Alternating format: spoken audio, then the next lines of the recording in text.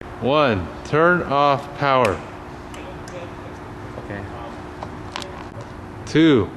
Move the high-low shift gear to neutral position. No contact sound. Spindle will spin freely without grinding sound.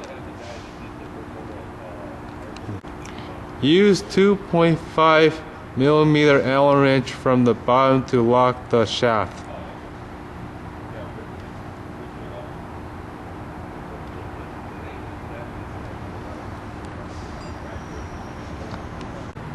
Three. Move the handle to neutral position.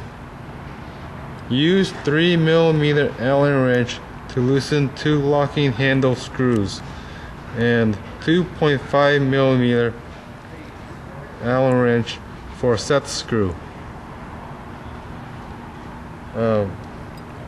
Move handle to neutral position and lock 2 locking handle screws and set screw.